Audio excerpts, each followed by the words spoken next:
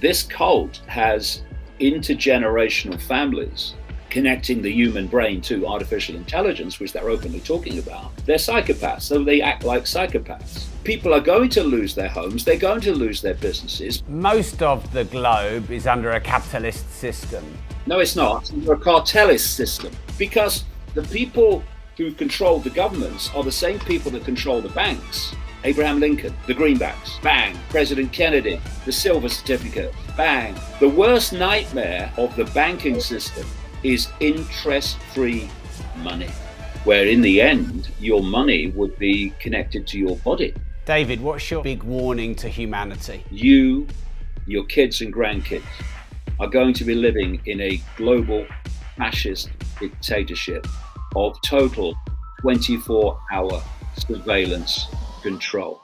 So this could be the most revealing, shocking David Icke interview the world has ever seen. So I'm Rob Moore, host of the Disruptive Entrepreneur Show. David Icke is probably one of the world's most renowned conspiracy theorists.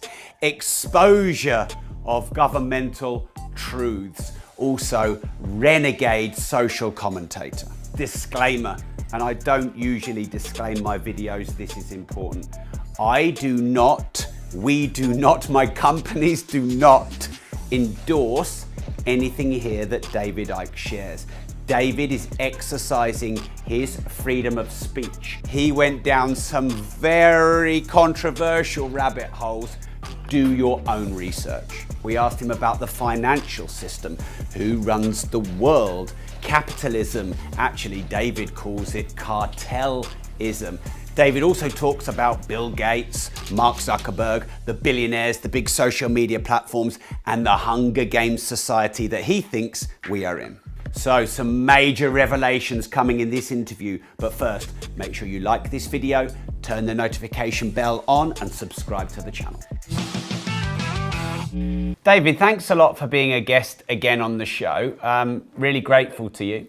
I wanted to talk maybe more specifically this time round on money and the money system. There's obviously a lot of changes going on to the money system, the taxation. Who do you think, David, controls the financial system, and how does the financial system work? It all comes down in the end, in terms of these society controlling institutions, to what I call the global cult, which is a global network of secret societies and semi-secret groups with ultimately, if you go deep enough in the rabbit hole, a mission control, a central organizational center. This explains why countries tend to respond to the same kind of situations in extraordinarily the same way. The thing is, if you're talking about control and the need to control, then you look at society as it's structured, and control is overwhelmingly dictated by money. Who has it and who doesn't? And if you look at a definition of freedom, well, it's choice. The more choices you can make, the freer you are. The fewer choices you can make, the less free you are. And in the way that society is structured today, what dictates choice more than anything than money? Who has it and who doesn't?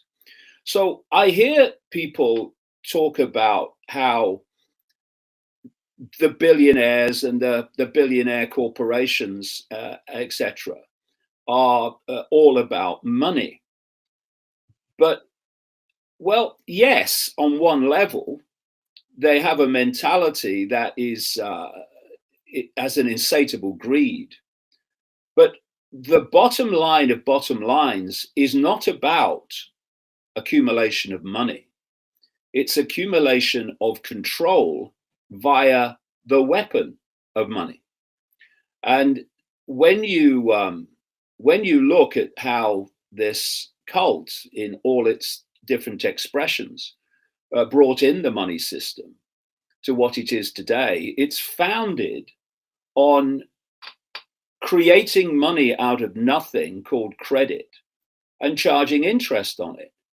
you go into a bank and you say borrow £100,000. Well, in theory, well, the bank doesn't do anything in terms of moving precious metal around or any of this stuff. It puts into your account £100,000 called credit that has never, does not, and will never exist except in theory. And then it says, for doing that, we're going to charge you interest. And if you don't pay back the principal and the interest on credit, then we are going to take your wealth that does exist, your house, your business, your land, whatever. And if you look at this creation of money, even in theory, when you go to a bank and you get a loan, you will borrow £100,000 in theory, and they will put £100,000 into your account. But you're not paying back £100,000. You're paying back £100,000 plus interest. The interest is never created, only the principal, even in this theoretical way.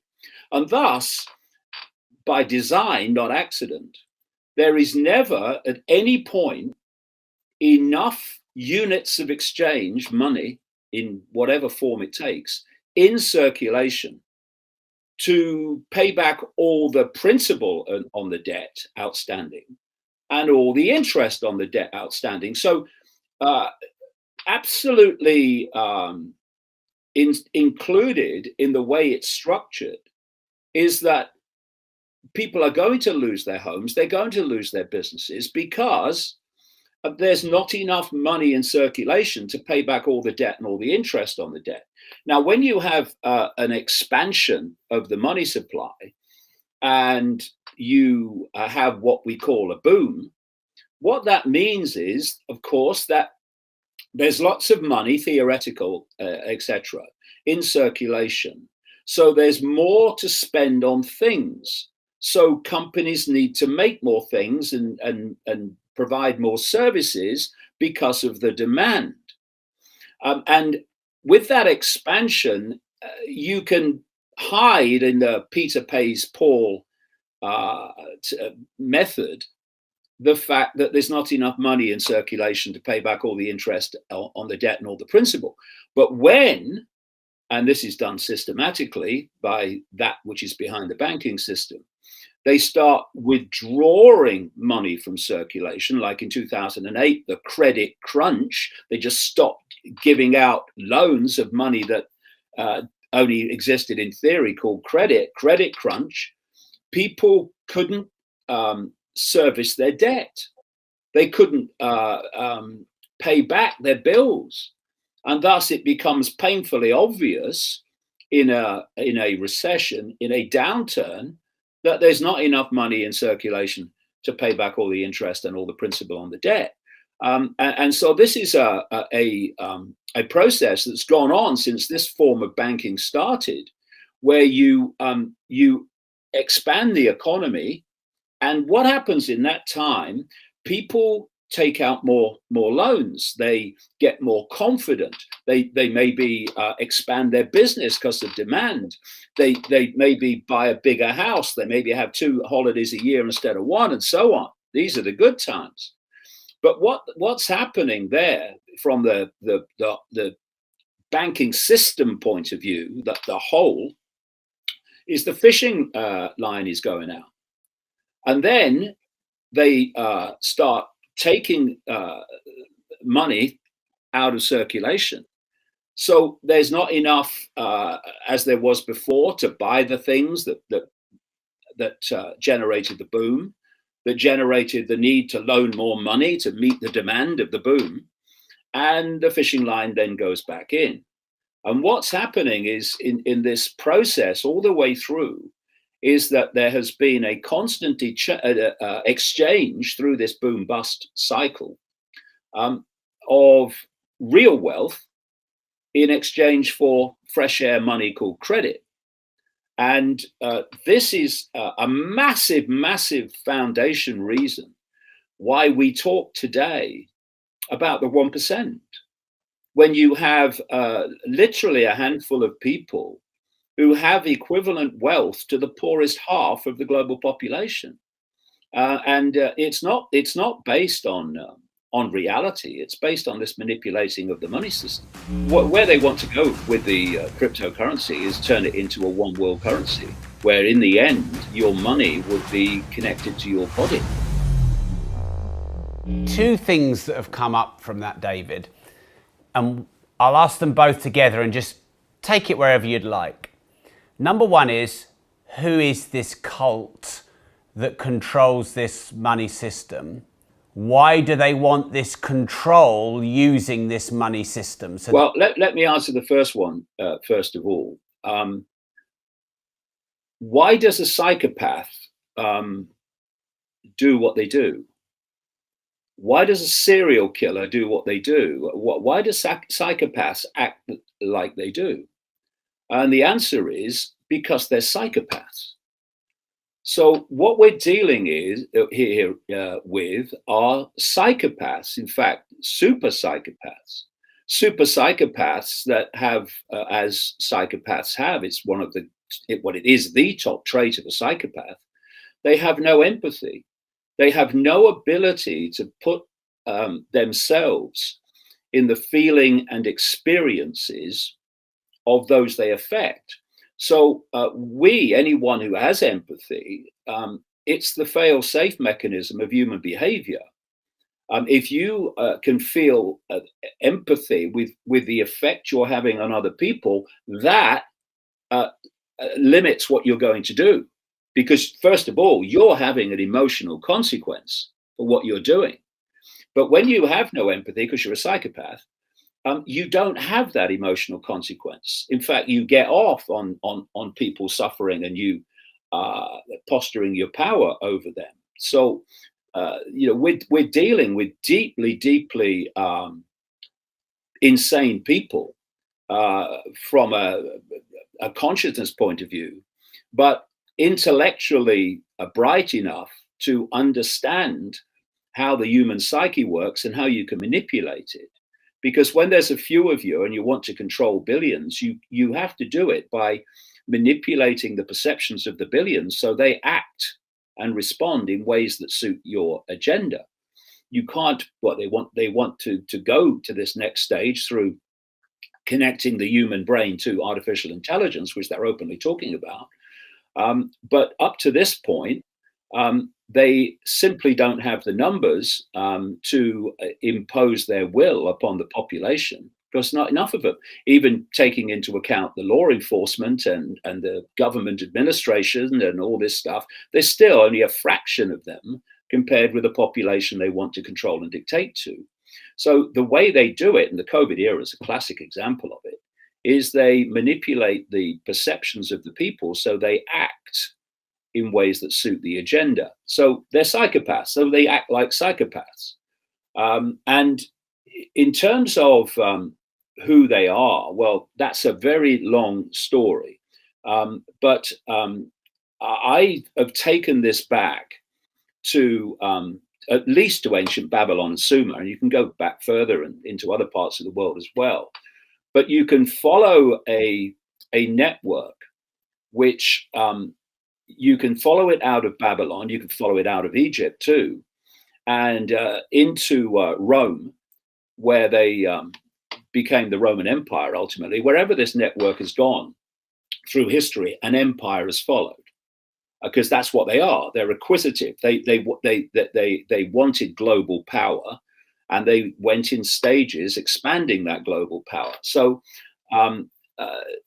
this cult has intergenerational families which continue on through the generations. So one era, people die, but the next generation comes in to take over, and it's a long plan to get where they pretty much are now, which is global centralization of power.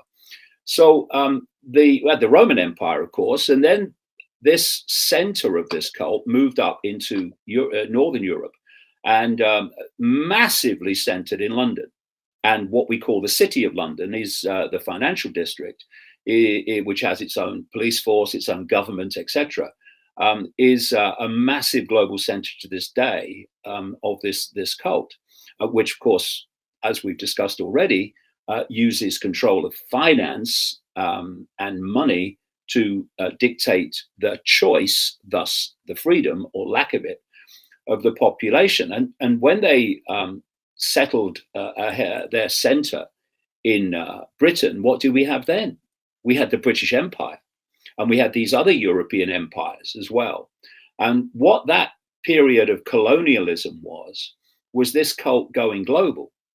And they went off, and what did they say about the British Empire? The sun never set on it. It was so vast, but you had all the other European empires as well: the French, the Belgian, the German, etc., the Dutch, and you're pretty much spanning the world in terms of colonialism.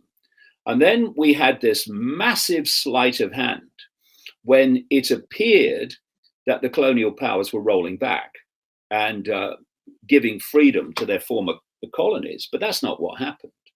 They exchanged overt, in-your-face dictatorship, which overwhelmingly has a finite life. It may take a long time, but it has a finite life because the people under control can see their controllers. The exchange that took place with the apparent colonial rollback went from overt control to covert control. And they left out in these former colonies this secret society network and the families that run it in each country, because this global cult is like it's like a holographic web. One of the great traits of holograms is that every part of the hologram is a smaller part of the whole. And this is how this cult works. It's holographic. You have a global network, and then you have subsidiary networks in each country. And those subsidiary networks have the role of imposing in their sphere of influence the agenda dictated from the center. And that's how you get this situation, as we've seen with the COVID era, of pretty much the same response, identical in so many cases, response to the same situation. And so in each country, these subsidiary networks have the role of controlling that country's government, any political party that has a chance of forming a government, and a lot of the rest as well. Controlling finance, crucial, the banking system, the financial system in that country, which is why the City of London is so important in terms of Britain. Controlling the major corporations, controlling the health pyramid. And so the various subsidiaries in these different countries are running the banking system in those countries in accordance with the centrally dictated agenda. And so you have organizations like the Bank for International Settlements in Basel, Switzerland, which was created by these families, the Rockefellers, etc., where the heads of the various central banks meet regularly to coordinate policy.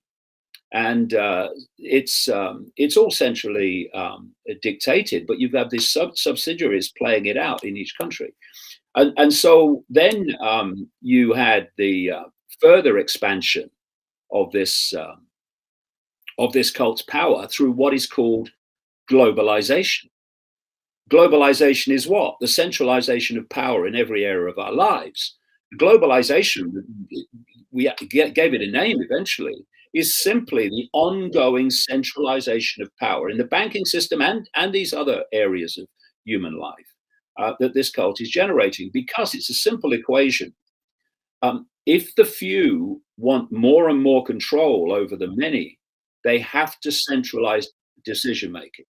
If you look at the history of this period I'm talking about, first of all, people were in a tribal situation where the people in the tribe were making the decisions for the tribe. Then lots of the tribes were brought together under what we call nations. Now a few people at the center of the nation are dictating to all that group of tribes that form the nation. And then in the European Union, of course, there's this bringing together of countries under centralized control. Now all the former tribes of all the former nations are now dictated from Brussels by people who are simply unelected. And although Britain is supposed to have left the European Union, it's still welded to so much of its dictating of the way things operate. And so the next stage, which is where it's been heading all along, I've been writing about this for 30 years, is to create a world government, a world central bank, which will dictate all global finance, a world currency. I've been writing about this, mate, since 1992, 93. That the idea was to create a single global currency and bring an end to cash. And this COVID era, of course, has seen cash plummet even quicker than it was before. And why? Because the cult frontman appointed by Bill Gates, Tedros, Director General of the World Health Organization, created by the Rockefellers in 1948, said very early on in the COVID era that you could catch this, quote, virus off money, so better to use cards, etc. And so money plummeted. I mean, I started getting cups of coffee on railway stations from little cabins on the station where you always paid with money, and now they only take card. So you are looking at this constant centralization of power, and at every stage, fewer people are dictating to more and more. And there's another equation in this, which is that the more you centralize power, the more power you have at the center to centralize even quicker. So it gets faster and faster and faster and faster. And so if you look at the COVID era, basically it's been a period, the last 2 years, 18 months since the first lockdown, a period in which what has been happening in the background, in the shadows, in the peripheral vision, this manipulation, has gone on public display. You, your kids and grandkids are going to be living in a global fascist dictatorship of total 24-hour surveillance control. If you don't want that to happen, get off your frickin' ass. Hey, it's Rob. I hope you're enjoying the interview so far. Now, unfortunately, we were forced to take out quite a lot of the content. David Icke has been cancelled and booted off most social media channels. I don't want my account shut down, but I've got some good news for you, and this is a brand new first.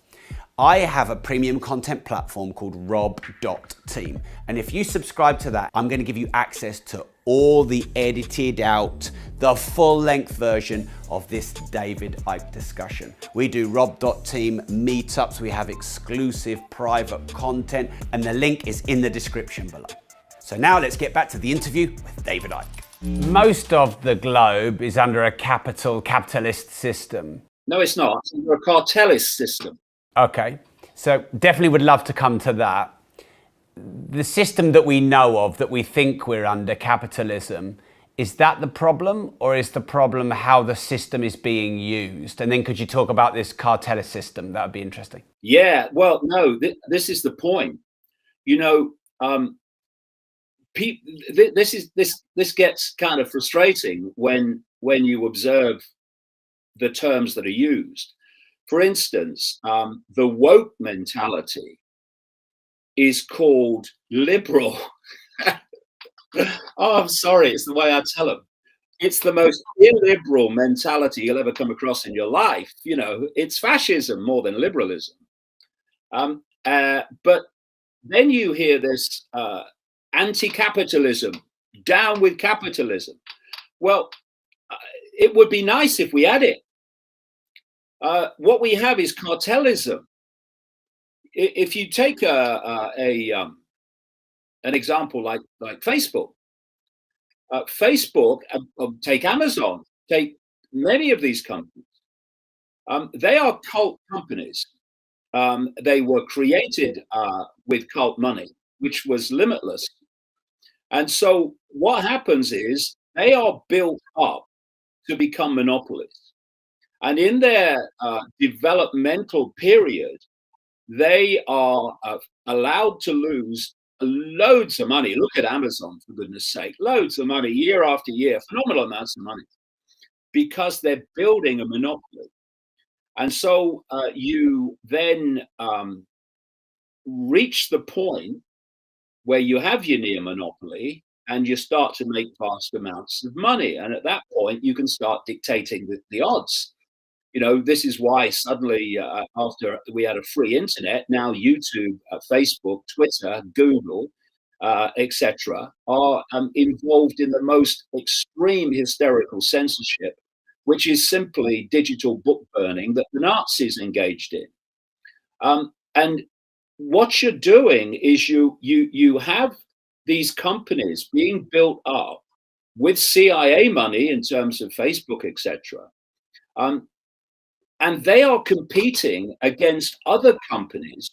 You could call them genuinely capitalist companies that have entrepreneurs that are using their creativity. But those other companies they're competing with do have to watch the bottom line. They can't go on losing money year on year on year. And so they're under a tremendous disadvantage to these cult companies that have a limitless cash flow until they don't need it anymore because they dominate the market. And then what happens, and we've seen this with Facebook and so many others, is when other companies come along, they just buy them up. When the competition comes along, they buy them up and they take them over. And they basically have no competition in the end, worth the name. And that's cartelism. When you see groups within the same financial area, be they oil companies, be they social media companies, be they banks, whatever, moving as one unit to control the market. That's not capitalism. That's communism. That's centralization of control. And when you have your other cult-created organizations like PayPal and these other groups in the financial area, who then say to people who are competing against cult companies like Facebook or social media, when independent social media entrepreneurial people, proper capitalist people, if you like, start to build up non-censored social media platforms and non-censored video platforms, what happens is these cartel companies like PayPal and other payment companies come in and say, no, we're not going to work with you anymore. So you can't go on operating, because you can't operate without us, because we control this market, this payment market. So you've had it. And then you have the example with Parler, the social media company that came up. Because what they say, you see, this is the con. They say, oh, well, no, Facebook and Twitter, they should have the right to censor what they like because they're private companies. If you want to have no censorship, then start your own. And then you do start your own. And these cartel companies then come in and say, we're going to shut you down. So Amazon just shut Parler down. Because Amazon, people think, oh, Amazon's about ordering goods and they arrive in the post. But no, Amazon have a fantastic breadth of control of what they call the cloud and the whole computer server operation. It's massive, and therefore they can shut you down. And so what we've seen is more and more power in these various expressions of the economy being handed to fewer and fewer people, so they can not only dictate what goes on, they can stop any other genuinely capitalist competition from actually competing with them. And what if we look at lockdown? This is a vital area. What I've been saying and writing now for decades is the plan for what I call the Hunger Games Society. And the Hunger Games Society, I called it something else before, but after the Hunger Games movie trilogy came along, I called it the Hunger Games Society because those movies portrayed what this Hunger Games Society I'm talking about plans to be, which is a tiny few people dictating to everyone else via control of finance and via dependency by the population on the few for the very basics of survival. And I've been writing again for a very, very long time that the plan is and has been to destroy independent income and independent business and force the population to live on what I said was going to be called a guaranteed income, which would be a pittance. And you'd only get it if you do what the government wants you to do. Now, that sounded fantastic, when I first started talking about it. But this is why lockdown has been instigated, not to protect health, load of nonsense, but to destroy independent business, independent employment, and independent livelihood. Who has benefited from lockdown?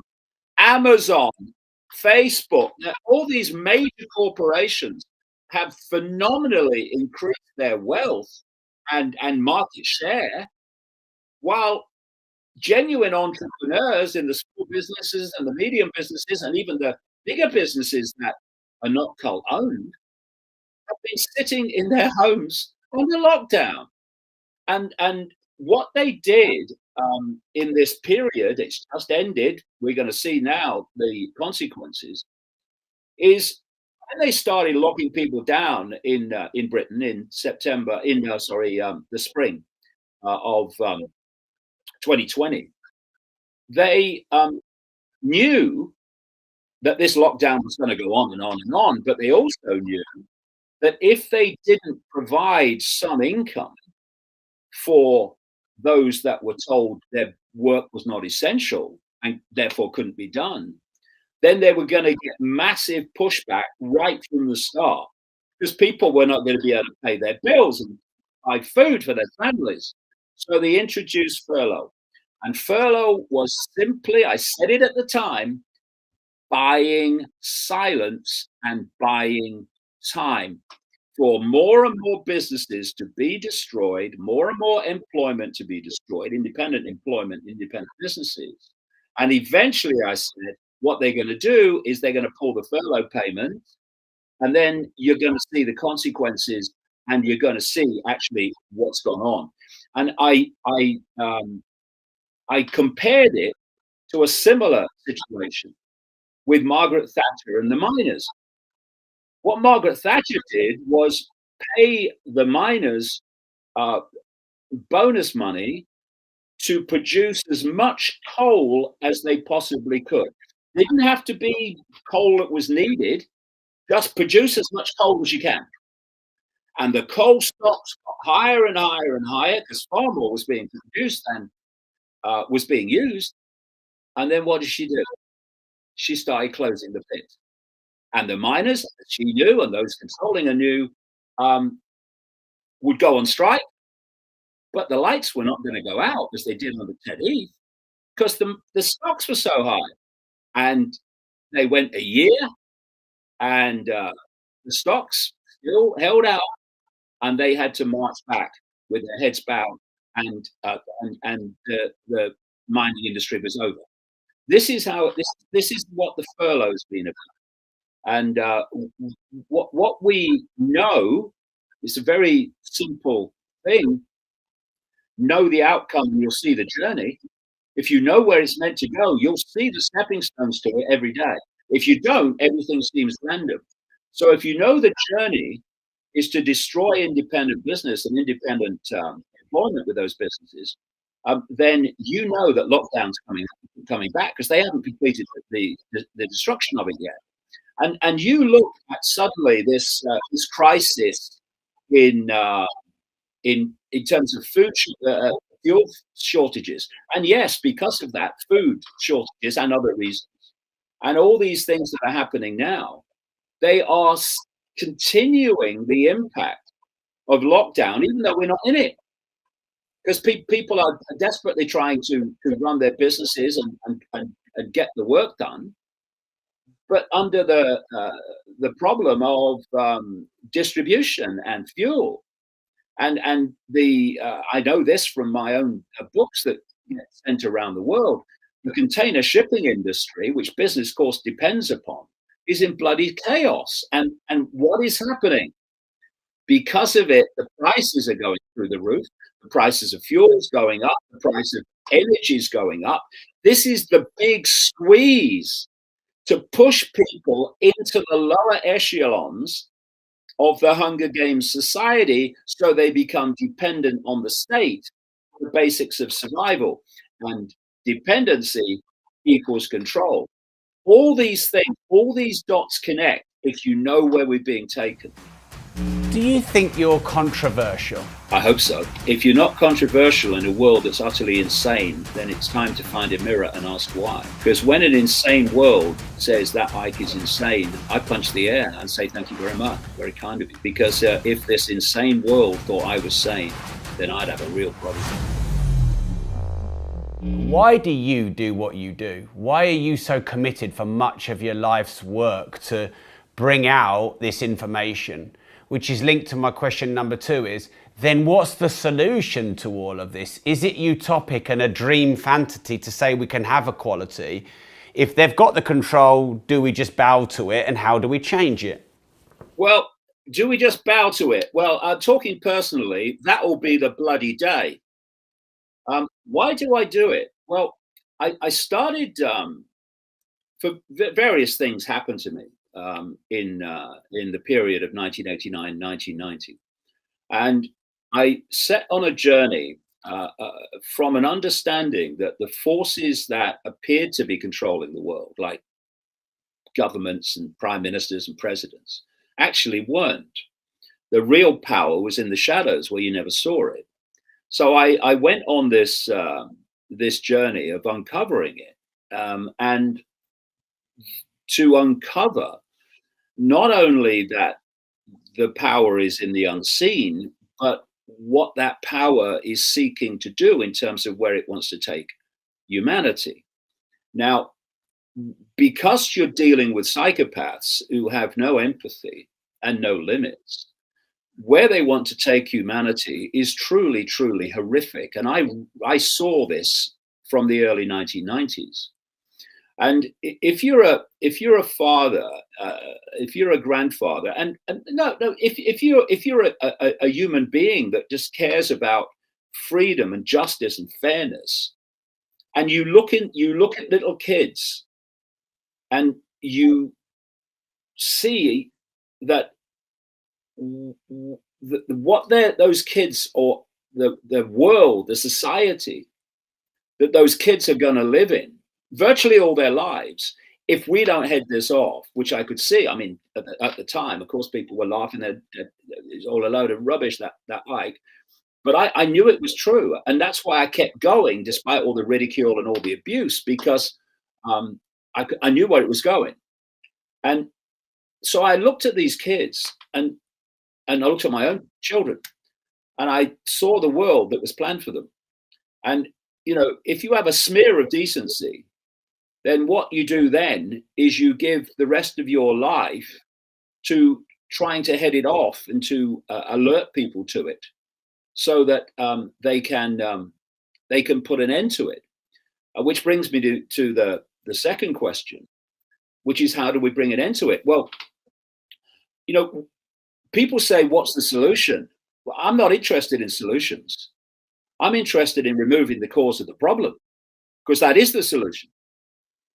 You can constantly look for solutions to a problem. And what solutions normally do, see politics, is lead to more and more problems, which need more and more solutions, which lead to more problems. If you're going to break the cycle, then you have to remove the cause of the problem. And if you remove the cause of the problem must disappear because its cause is gone.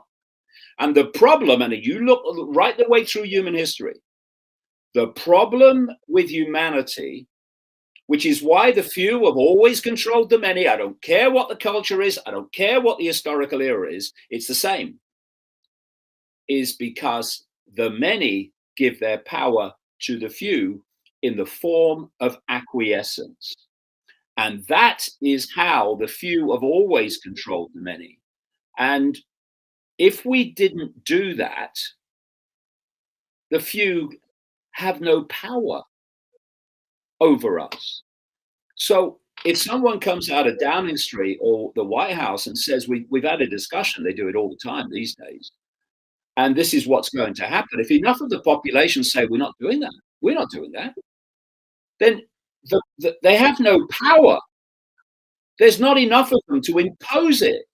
In this world of increasing globalization and centralization of power, how does one remain or become independently wealthy and free?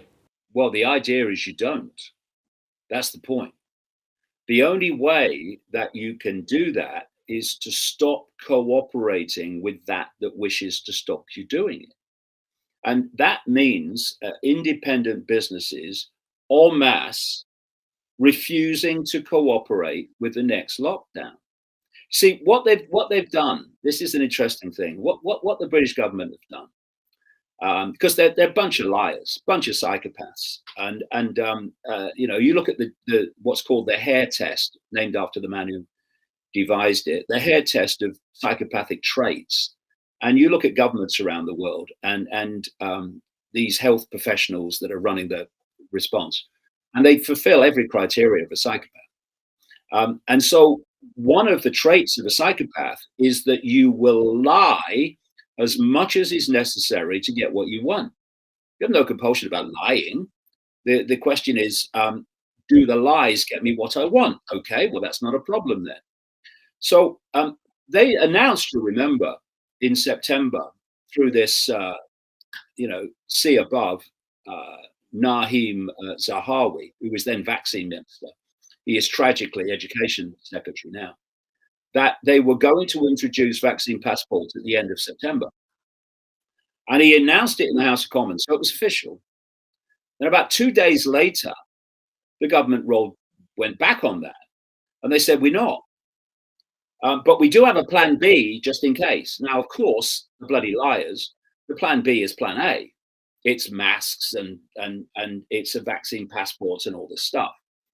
But what they've done when they announced this, because of course you well know, what they do is they'll announce something, actually usually not openly like that. They'll usually announce it through the media, sources say, and they're watching the reaction, see if they could get away with it. And if they don't think they can get away with it, and they've done sources say leaks, then they say, oh, no, we were never going to do that.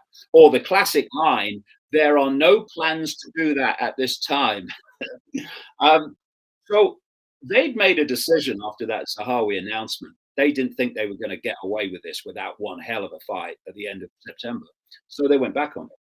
But what they did is said, we've got a plan B. They just put it on the government website what that plan B is. And it's vaccine passports. It's all of it. Vaccine passports are being globally centrally coordinated. That's why Israel has them and all these other people have them. All these other countries have them. But there's more pushback in Britain. It's more difficult for them here than in many countries. So they know this, that a lot of people are going to die through this winter and onwards. It's all a psychological operation. And so many people have fallen for it. And some of us haven't. And some of us are not going to cooperate under any circumstances. And you can't intimidate us into doing so. The people who control the governments are the same people that control the banks. And so laws have been passed to suit the banks. The worst nightmare of the banking system is interest-free money, because that takes their power away at source. Is the taxation system at the moment, David, fair? And do you think there's going to be a tax grab for a long time after this to pay for it? Do we need taxation? People say, "Oh yeah, of course," because that's the mentality. Oh, taxation, pay for everything. Well, why are governments all over the world borrowing money from private banks? They're the bloody government. Why aren't they creating their own currency interest-free and circulating it interest-free within the population? Why aren't they creating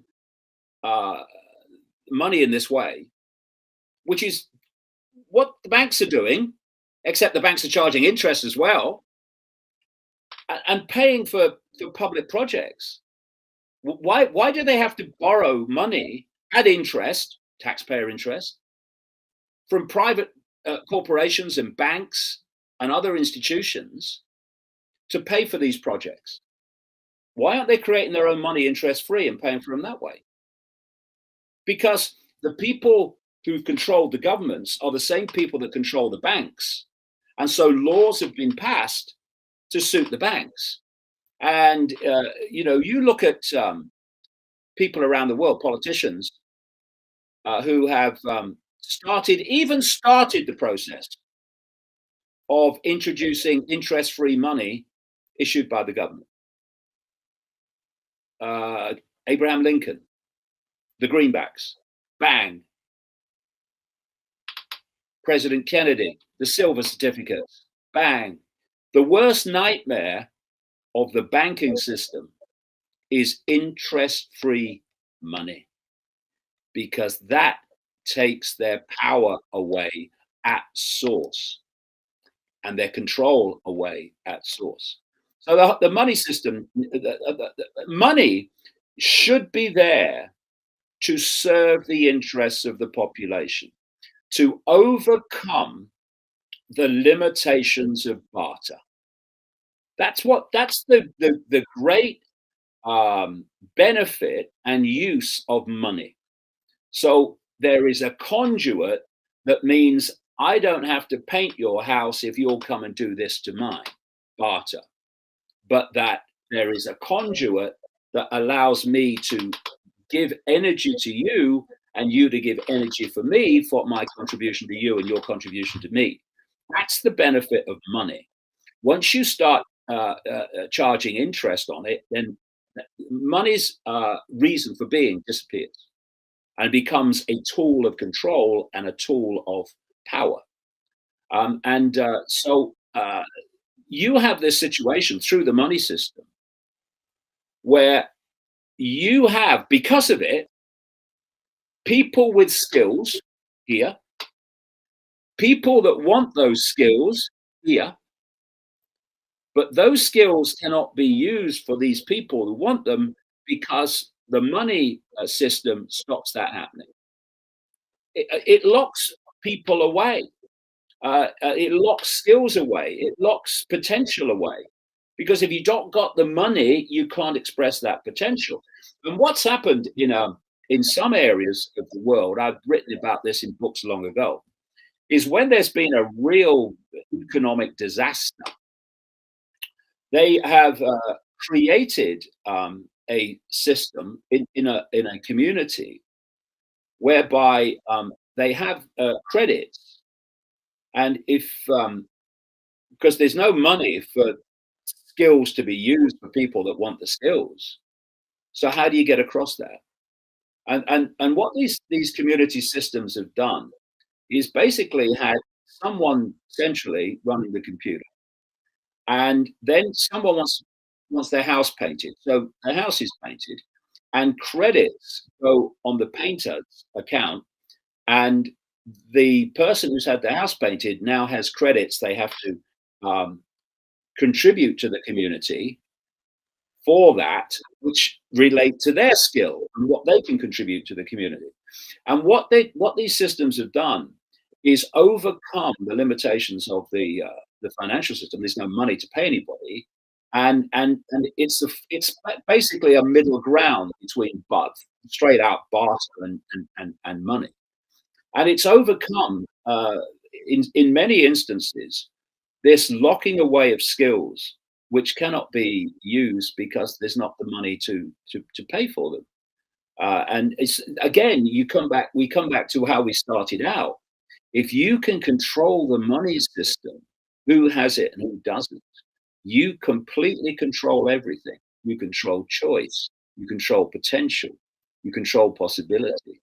And that's why this cult controls the money system. Indeed, if you go back historically, created it in the form that it is today. Self-respect is the state of being that has ended every single tyranny in human history, because it's self-respect that says, no, I'm not cooperating. I have 6 questions here, which I challenge you, should you choose to accept, to answer in 15 seconds or less. Right, okay. Well, that's asking me to do this might be one of your this might be one of your life's greatest challenges today. I'll give it my best shot. I know you will. Great. Is money or the love of money the root of all evil? Now, money's not the root of all evil. Money, that's what we talked about, is a means of exchanging skills. The love of money is the root of all evil. That's what the phrase actually says, where money becomes your goal for the sake of money. And people get up with the sun every day who've got more money than they could spend in 20 lifetimes trying to get more. That is, I think that's a sickness personally. And like I say, it's about using money to control rather than using money for just to acquire more and more wealth. Do you think you're controversial? I hope so. If you're not controversial in a world that's utterly insane, then it's time to find a mirror and ask why. If a world that's insane doesn't see you as insane, you should find a mirror and ask why. Because when an insane world says that Ike is insane, I punch the air and say, thank you very much. Very kind of you. Because if this insane world thought I was sane, then I'd have a real problem. If you had gun to your head, David, all of your financial holdings in cash or all of your financial holdings in crypto, which would you choose and why? Well, where they want to go with the cryptocurrency is I'm talking about the cult, is to turn it into a one world currency, where in the end your money would be connected to your body. This is part of this whole AI infiltration of the human body and the human mind, and the synthetic changes taking place in the body thanks to these fake vaccines. They want you to actually be able to hold your money on your body. So you kind of do that and bang, it's like putting a credit card across. So that's where they want it to go, because that's complete control. No one can do anything unless they know about it. And of course, once all money is electronic, they can wipe it out when they like. So if I had to choose between the two, I'd go for cash, even though they want to get rid of cash. And why do they want to get rid of cash? Because cash is private, whereas everything else is not. That's why they want to get rid of cash. David, if you could choose between 1 million in cash and 1 million engaged followers, what would you choose and why? Well, that's a bad choice, really, because I don't want followers, and anyone who is a follower of me is not listening. The idea is to show people that they don't need to follow anyone; they need to follow themselves and become their own center of constructing their perception. But what you can do is help that process by the information you put out there. So I don't want followers. £1 million or 1 million people seeing through the lies, 1 million people seeing through the lies every time. I live in a 1-bedroom flat with this tiny office, and I've lived here since 2001. I have the simplest of simple lifestyles. I'm not quite a minimalist, but I'm in that direction. not through ideological choice. It's just the way I live my life. And so the only thing I could do with £1 million is to put it into making the communication of this information more effective. But I certainly don't want it for myself. Thank you very much. I'm offered business opportunities all the time. You promote this, you promote that, and you'll get this car. And every single time, nope, nope, nope. So if anyone's watching this and thinks, well, we'll offer him a business opportunity because then he'll promote this or promote that, you're wasting your time. If I think what you are wanting to do, and I've done this a number of times, is good for getting the information out, then I'll promote it. I'll give it a good mention, but I don't want any money for it. Thank you very much, and I don't want a business opportunity. I don't want anything to do with it. I just want to. I'm 69, and I know I didn't know to say. I'm 69, and my life is dedicated to this. It's not dedicated to making. David, what's your 15-second big warning to humanity? If you don't see what's going on and refuse to cooperate with it, by very little time from now, you, your kids and grandkids are going to be living in a global fascist dictatorship of total 24-hour surveillance control. If you don't want that to happen, get off your frickin' ass. David, I'd love to hear about your new book. I know you're a prolific author and would love to hear about it. And when you told me the title before, that definitely intrigued me. Perceptions of a Renegade Mind, yeah. Because, well, it's a very topical book. It's very much about things happening now. But it goes deep into where it's all coming from. And it goes into the psychological manipulation that it's all founded on and how they do it. But renegade mind, what is that? Well, you can have a critically thinking mind and you can put dots together and you can see something and you can see what's happening. But a critically thinking mind that can see it, or at least some of it, won't necessarily do anything about it. It might still conform in fear of not conforming. A renegade mind will never do that. A renegade mind is a critically thinking mind, a constantly questioning mind, a not taking anything on face value mind without checking it out, especially if it comes from authority. And the added part of the renegade mind is, having seen it, it won't cooperate with it. It won't be intimidated into cooperating with tyranny, because the renegade mind has self-respect. Self-respect is the state of being that has ended every single tyranny in human history, because it's self-respect that says, no, I'm not cooperating. My self-respect won't allow it. And this is one reason, because I said earlier, it's a psychological, the whole conspiracy, not just that COVID conspiracy, but the conspiracy in general. It's all a psychological operation. And so they want your self-respect. A renegade mind will never give it to them, but they want your self-respect because they know that once your self-respect has been handed over, there's nothing left. What's left with you then is submission. That's all that's left.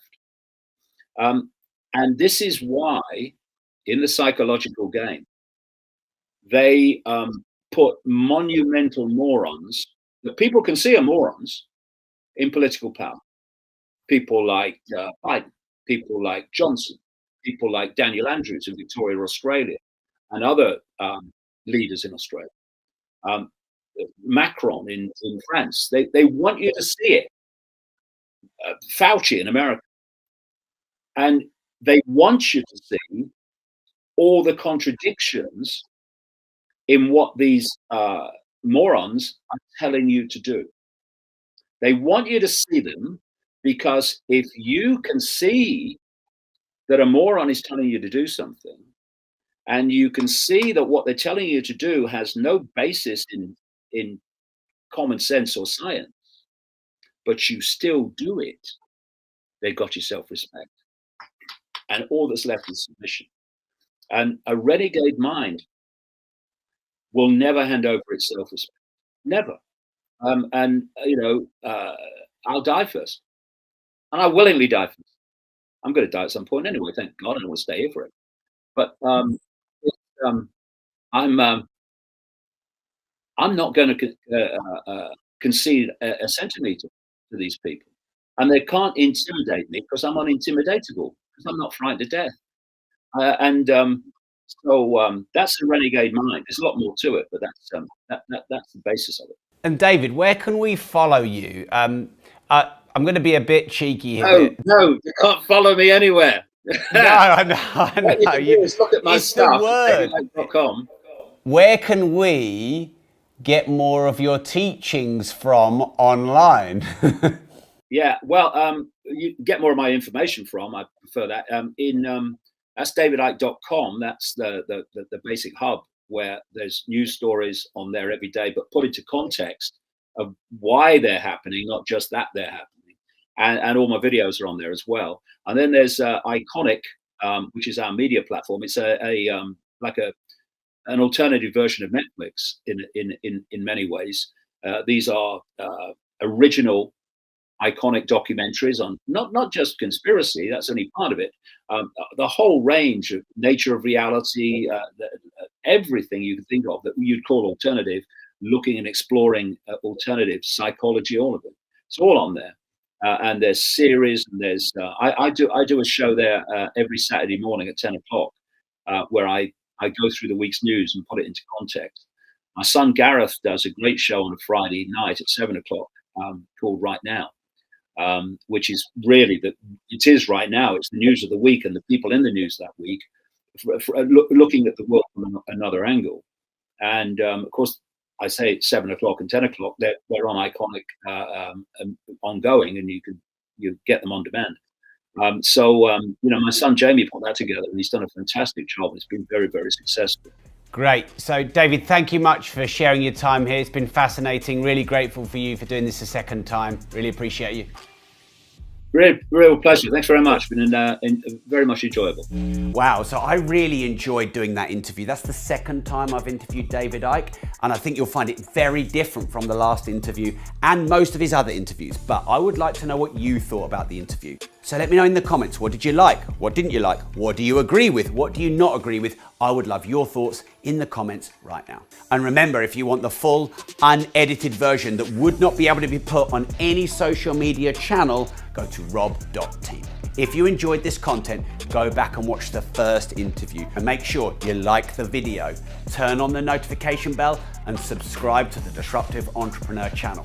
And remember this, if you don't risk anything, you risk everything.